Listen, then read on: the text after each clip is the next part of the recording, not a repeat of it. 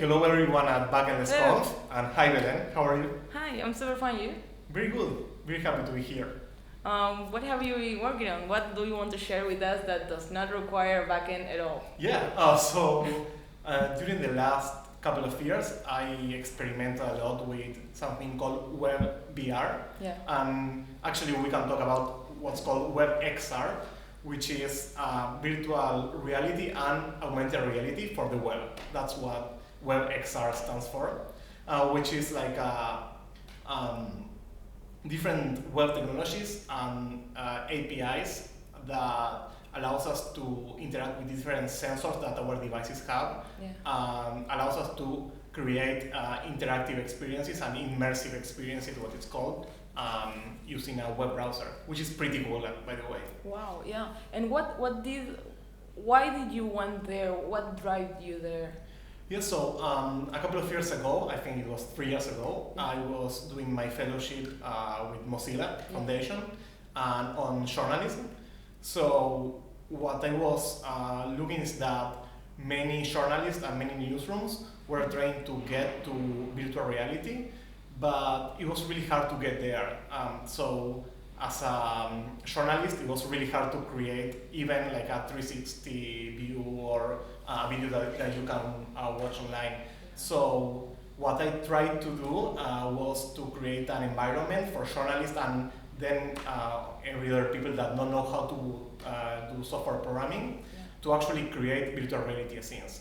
So I created this website called UriVR, where you can write down in Spanish or in English using like prompts.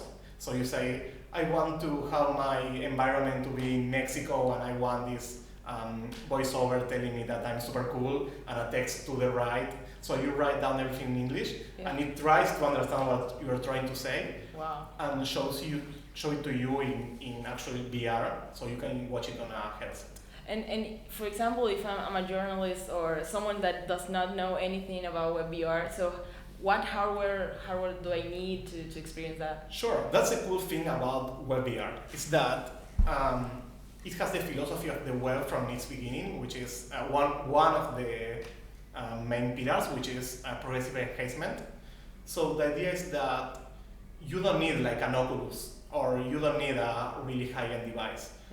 If you have a really cool device, an expensive one, you may have like hand controls, all these cool things like scale room, so you can walk around and do different things that will give you a more immersive experience. But even if you're like in front of your computer, your laptop, with your mouse, you can actually like experience in VR. That's for me the coolest thing about WebVR. You don't need anything. You can have a cardboard, you can have your desktop. And what is a cardboard like? So a cardboard is this small box that you can actually Google like created this website where you can create your own. It's just like a cardboard. A cardboard box where you can look around. You put your phone device and you can look around and experience VR. Actually, some of them has like a button, so you can click around and see and look around. So like just with that, which is a really cheap thing to create, you can experience really cool things in VR. Yeah, and how can I start with it if I want to start developing applications with WebVR? That's the cool thing. Like my background as a web developer, I was really in doubt if I was ever being able to create VR experiences. But then I found A-Frame, which is a framework developed at Mozilla.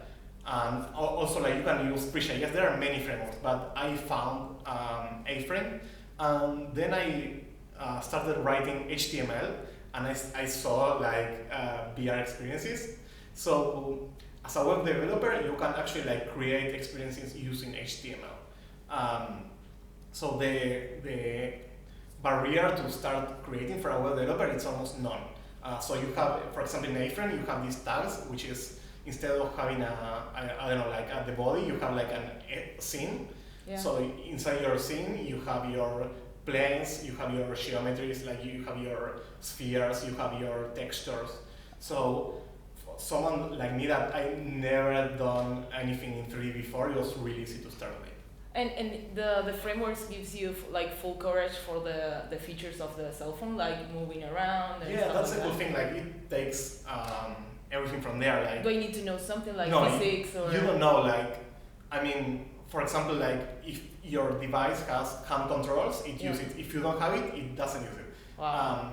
It has like different. I mean, every framework has its own set of plugins that gives you physics and gives you like different ways of controlling your experiences. So from my point of view, it's really easy to start, and you don't know math or 3D rendering or anything like that or shaders. Like if you can create a website, Yeah. I think you can create a really cool VR experience. Actually, like in some of the frameworks are JS only or HTML plus JS, but with really, I mean, if you have the skill set for doing a website, a really simple website, you can create a virtual reality or augmented reality experience. And for me was amazing. And what do you think that it's the next thing that's gonna happen in VR, that you think that it's required, that it's just right at the door? And what's the future for it? So one thing that was discussed a lot is like, for me, doing VR was also like jumping to the third dimension doing websites. I think it will be really cool. WebVR will be really cool for gaming, for like the things that are more obvious to us, for storytelling. But also like I imagine like e-commerce, for example. I mean, you can like create a website that when you enter, inside of scrolling around, you can go to the store and like look around and see and grab stuff. So I think it can be the future of user interface. Instead of like having our boxes, maybe we have this three-dimensional like store, for example, Yeah. that it's closer to our experience to go to a real physical store and grab something. So I think it's a really good opportunity to think outside the box and see how can we get what we have and change it to make it like more appealing to our users. And what do you think those are the advantages over other technologies, like being I don't know, C++ developer or something like that? Why Me, web? like as a front-end developer, first of all, it uses the same technology that I was using in the past. So again, I was building websites and web applications, and then like in, I don't know, an hour, you can start doing virtual reality, and with other environments or tools. At least you need to download a 100 megabyte tool set, and then you have like these targets for different applications. And with the web, we have this magical thing that we had for more than 20 years, which is the link, right? Yeah. So this is the coolest thing about WebVR, is that you can get your get a URL, I share to you via whatever I want. You open a browser and then you have it. So you can open it on your Oculus, you can open it on your cardboard, on your Daydream, you can open on your desktop, on your mobile phone. I will know that it doesn't matter like what kind of device you have, you will at least have some kind of degree of an immersive experience, which is amazing for me. And I think it democratizes a little more virtual reality. I mean, we don't need to have like really really expensive development for doing this kind of experience, which is and also no expensive devices too, like exactly. I mean, you can get your expensive device and get the full experience. Yeah. But then you can have your laptop and have an amazing experience. Exactly, which is amazing. Wow. So that's an interesting point that you pointed out with the future, because that you just click the URL and something happens that it gives you an amazing experience. That's what some people call the metaverse, right? Yeah. With VR, it's like you will explore your world like jumping between links. Wow. So with that, where do you think that the web is going to go? Like, it's going to everything be links? Are we going to install stuff? Exactly. I think like in the best possible scenario, I mean, we will just explore things as we Google, and then jump around the world and the internet and the universe, without the need of like going to like the app or Play Store and click something and go there. And actually, like one thing that I forget to mention is that deploying this kind of experience is super easy. I mean, like with a tool like Now, for example, for our friends from Zajdband, or any other tool, like you can deploy to S3, because all of these assets are static assets, right? Like you don't need, this is a backless conf, and we are talking about this kind of experience that does application that doesn't need a backend. So every hosting that has static hosting, that works for you. You can put everything on CDN, which is super cool. And also, like talking about this thing on jumping between experiences, being able to put your whole experience on a CDN allows you to be super fast. So with this new kind of hosting technologies that has these CDNs really close where the user is, I think we'll have like super fast experiences to jump around different places. So we want instant. Like I think it's the instant experience, right? Like you can jump everywhere without having to click on something, wait to download, install, and everything else. I now that we are here, like at Backend BlizzConf, talking about no backend, I've been exploring a lot about technologies and where we are in the web, and how can we use all the idle resources that are on the user side, and how can we use it for our advantage or the advantage of the user.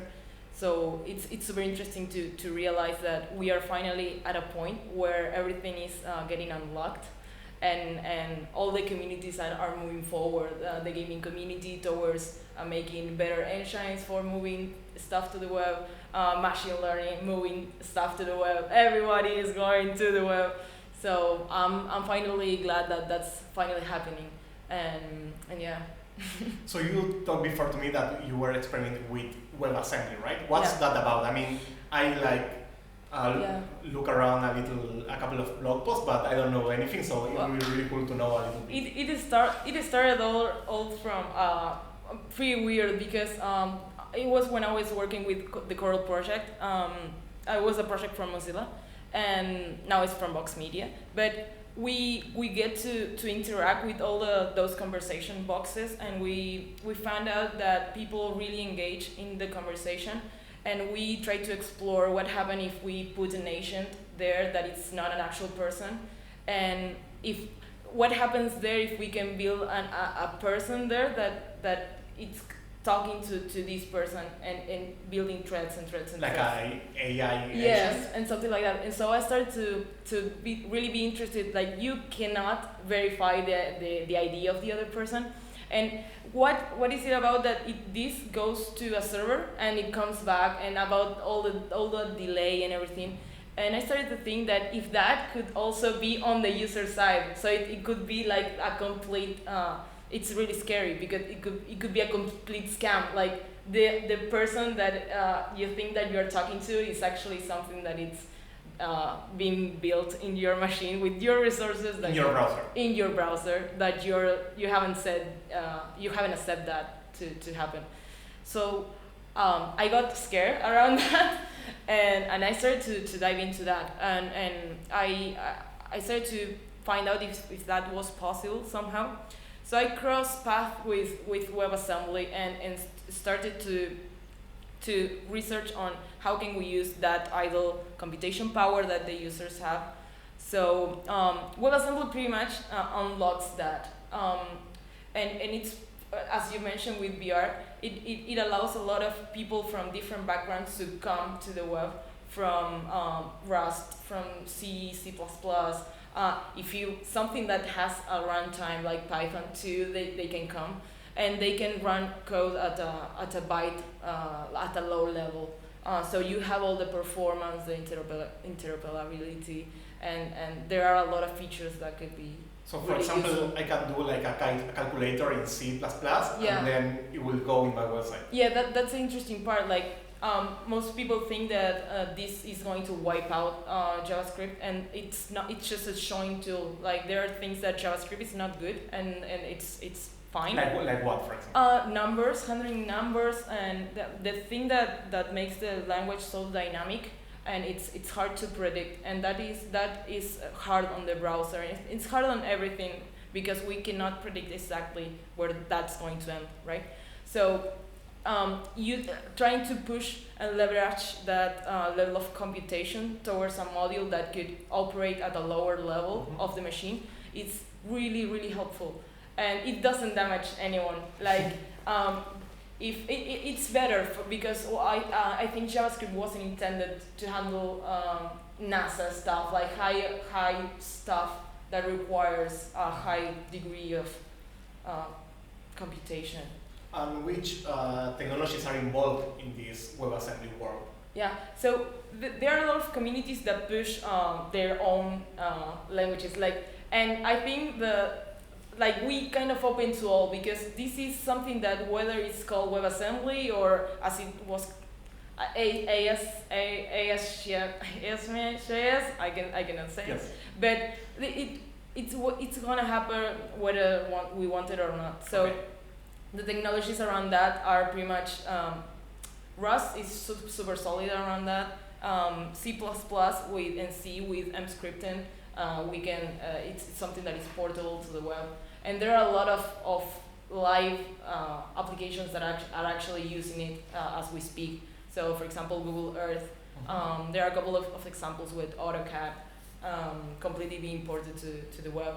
So like if I have my own software that I already built for 20 years, I can port it to the web. Yeah, that's something that it's encouraged to accomplish at some point.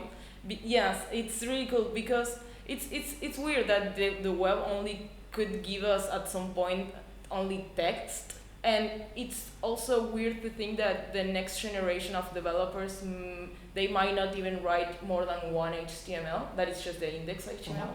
So that's something really scary. I think that we both did write a lot of root folder structure web pages, like // and I don't know if the next generation of developers will ever try to write those apps. And for example, to port my old software to the web, what do I need? Like my source code, or will a binary work? No, right? Like I need to have my source code. It depends what's because WebAssembly is not something that you're going to code. Sorry, I didn't mention that earlier, but it's something that it's like assembly. If you come from a computer science background or something around that, you know that no one likes to write assembly. No one will. I did for in the university. Yeah, and we stopped there. And WebAssembly is kind of the same. Something builds to WebAssembly, and that is what the module that gets run. Perfect. What are benefits you see? Like we mentioned instant installation, right? I give you a link and like you have Google Earth and I can see it. I mean, it will take some time to get the asset, but it's better than installing it. Yes. You mentioned about performance. What other benefits you see for WebAssembly? Well, the good thing is that all the things that were usually pushed to JavaScript, and that we know that it's blocking, it could be pushed as a modular way in WebAssembly modules. And also when we have complete support for threads that we do, but I'm gonna be careful on that. We can also perform multiple operations with that too. So the way I see it is that all the libraries that have, for example, a diffin or something that requires threading more lightly with computation, and that you don't want to put that weight in JavaScript, then you can push that to a WebAssembly module and just make them talk between those two. And like JavaScript will be like, hey, I will pass you this number thing, when you give me the result, and then you get the result. And it reminds me like web workers, right? Yeah, exactly. Like this gets computed like in a lower level. Cool. So that's pretty amazing. And like for example, for a web developer like me, yes. that I just like read something about it, you are telling me about it, which Yeah. is pretty cool. But how can I start with WebAssembly? How do you recommend to start? Yeah, so the WebAssembly.org is it has a really good guide, but the community that I see, I really love Mozilla, but the community that I see that it's more loving and diverse and democratic and everything, it's the Rust community. There are pretty much books for everything, and there are channels to talk about So Rust, the programming language. Right? Rust, the programming language, right? It's super friendly to start with. Rust is. I remember being scared towards something like C++ at university, and now that I see Rust, and it's like I will have loved to have this community around something like that and could operate at this lower level without and having a really good framework that could take care of me and my code and the code that I produce and take care of the team and everything. Cool. So I really recommend Rust. Okay. Starting with Rust. And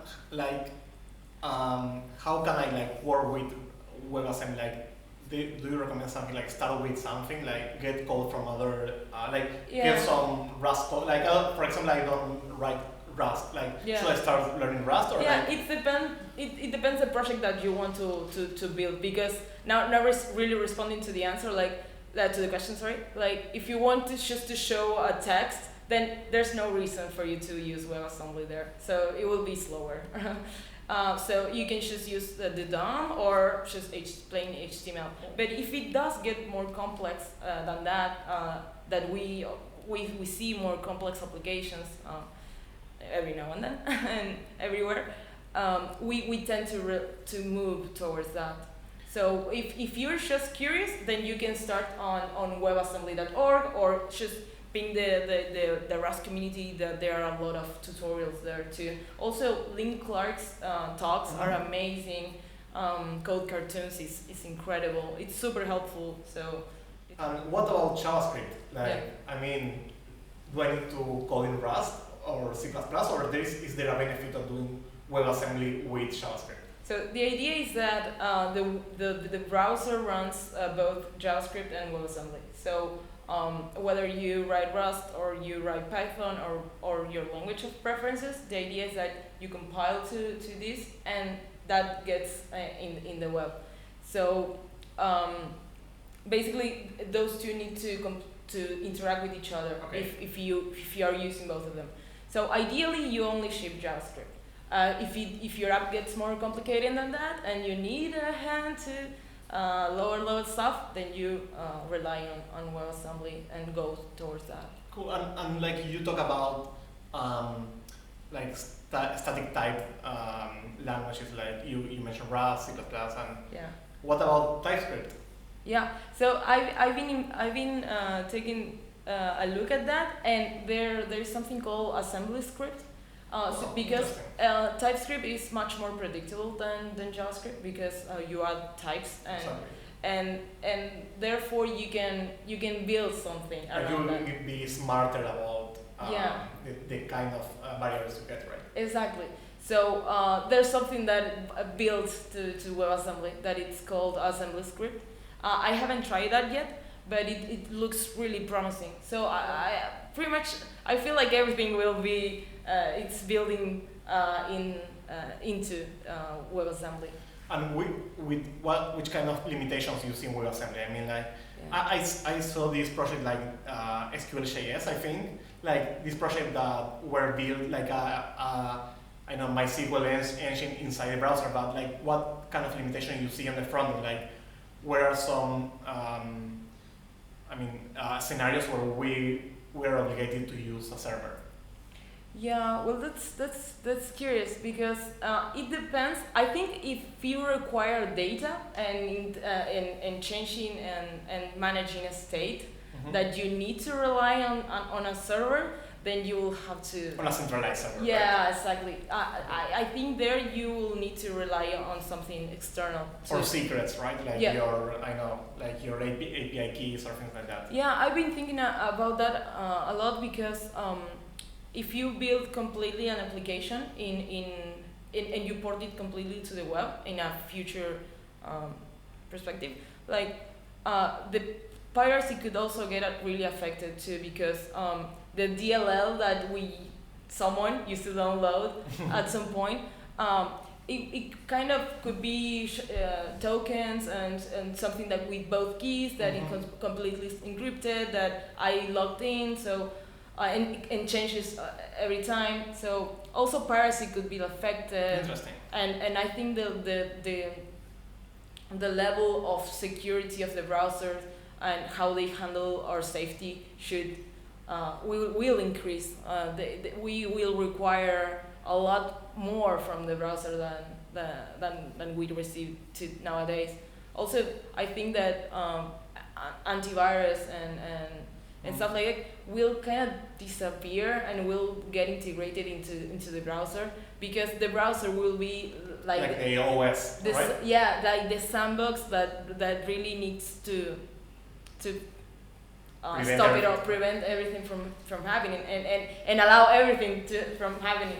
So yeah, one thing we were talking about backstage, you were mentioning like this website that when you enter it start like doing some deep learning in the background. So one of the things, like, you don't know what's happening, like, yes. right? So like, is there something that to think about, like about security? That's something that I think we will see in the future and how it's going to develop there, because as is right now, we are at a point that we can deploy something and we don't require the consent of the user. So that's really dangerous. So that's like the flip side of not having an app store or a play store, right? Yeah. Where some kind of company or organization like has this standard where, like, in the web you ship something and that's it. Yeah, exactly. Like, at least we have, installing stuff is painful and requires time and everything, but you kind of feel like safe around someone verifying that software for you. And now if I showed Dan a website that we'll post it in the notes, but that you basically click a button and it starts to run and train a neural network and non-stop, and the computer did nothing and the browser did actually nothing. like they make you click something because Yes. they're nice, but Yeah. if they want it, like they can start doing right away, right? Totally. So I put in those shoes, like what is currently happening that we don't know. We're probably like mining Feeding, Bitcoin all the time. And we all don't the know. time. So yeah, I remember that case with that someone was a router or something at Starbucks. Yes. I I think that happened in Argentina, right? Yeah, of course. And I talked to a friend if she could do the follow up on that. She's a lawyer and she works with the internet and everything. And that person got nothing around that. We all know that that's what not nice. You were using the resources of the user in a way that was not intended, and the user didn't know a thing. So I honestly don't know. I do know that the browser will need to step up with the security level. I don't know in which way can we completely ensure that safety. I read a lot about the Bytecode Alliance and their organizations, that they are all like getting together into finding the best way to address these issues. But we as developer, we need to be mindful of that too, because as soon as we write a URL and we click enter, then there's no consent, there's no anything. Like we are just, the browser is taking care for us, and yeah. Yeah, and how do you see like the future of WebAssembly? So how I would like to see the future of WebAssembly is that it's. So I think that there are a lot of developers that are going to come to the web. So that is super nice, because when you mention web in a full of developers that are not related to web, you kind of get JavaScript, and that's not the only thing we do. We actually try super hard to use JavaScript to perform to develop good applications. So we actually do a really good on hard work. And I think that if we can open those doors to a lot of developers that are going to come to our realm, that could be super wonderful. And for the future of the web is, for one side I see developers joining a lot of things in the web, like not living native but addressing native in from another point of view. And also for the server, it applies the same. You can build web assembly modules with something called WASI, and you can. That's cool too. Like you can build those modules and basically run them because you just need the VM that runs that. So I think that like opens the door for everyone to join and build something and move forward. With JavaScript and with a lot of languages, we had a lot of inconsistencies across everything. We find a library there, like, oh, okay, it's in C, but we can't port it to JavaScript. Why? And it's weird that we can't grab things that are already built. So why can't we do that? So I think that if WebAssembly unlocks that could mean a lot. Like I can grab your work that you done. You write in a completely different language, and it could be like me talking to a different culture with a different language, and that feels like super nice. That's super cool. Yeah. Okay, I think we ran out of time. Yes, we did. Yeah, thanks so much everyone for watching us, and thank you. Where can they find you? So we are on Twitter. I think like in the notes will be our handles. Awesome. On GitHub too. So yeah, feel free to ask any questions. Yeah, absolutely. And thank you very much. Thank you. Bye.